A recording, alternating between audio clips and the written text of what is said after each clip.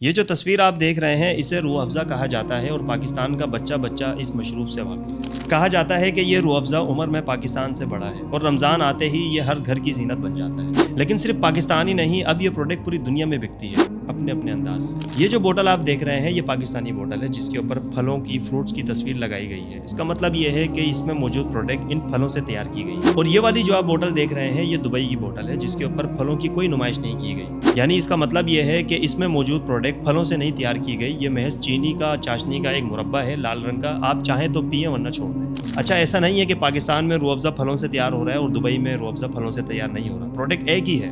ہمارے کچھ عزیز دبئی میں رہتے ہیں، وہ بتاتے ہیں کہ ذائقہ بالکل سیم ہے، کوئی فرق نہیں ہے۔ اب بظاہر یہ چھوٹا سا فرق ہے اور کمنٹس میں میرے کچھ دوست آ کے مجھے کہیں گے کہ یار اتنی سی باتوں پہ کیوں ایشو بناتے ہو، تو ان کو میرا ایڈوانس میں یہ جواب ہے کہ پروڈکٹ بالکل سیم ہے، کوئی فرق نہیں ہے۔ فرق صرف قومیت کا ہے، قوم کے معیار کا ہے۔ بحیثیت پاکستانی ہماری قوم کا یہ معیار بن چکا ہے کہ کوئی بھی آ کے ہمیں کالے کو سفید کو کالا کر کے بیچے، کوئی روک ٹھام نہیں۔ ہمارے ساتھ جھوٹ بولا جائے، ہمارے ساتھ دھوکہ کیا جائے، ہمارے ساتھ چوری کی جائے، ہمارے ملک میں کوئی قانون ایسا نہیں ہے کہ ان کو روکا جائے، ہمارا معیار بنایا جائے۔ اور یہ بات صرف روح افزے تک محدود نہیں ہے، ایسی بہت ساری چیزیں ہیں جس پر ہمارا دھیان بھی نہیں گیا۔ تو بظاہر یہ چھوٹا سا دکھنے والا فرق ہمیں انٹرنیشنلی کس جگہ پہ اسٹینڈ کرواتا ہے، اگر ہم غور کریں تو شرما جائے۔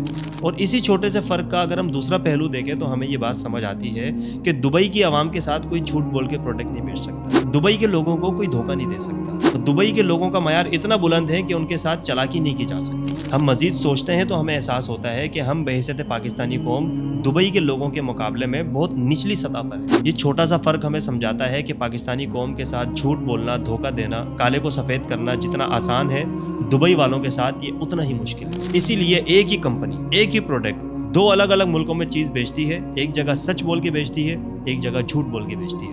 تو بظاہر تو چھوٹا سا معمولی سا ایک پرنٹنگ کا فرق ہے، لیکن اس کے پس منظر میں جا کے ہم سوچیں ایز اے پاکستانی نیشن تو ہم بخوبی اپنی اوقات سمجھ جائیں گے کہ دنیا میں ہم کہاں اسٹینڈ کرتے ہیں۔ اور آخر میں یہی چھوٹا سا واضح فرق ہمیں سوچنے میں مجبور کرتا ہے کہ دبئی کا قانون اپنی عوام کے ساتھ دھوکہ دہی نہیں ہونے دیتا اور پاکستان کا قانون فرق ہی نہیں پڑتا۔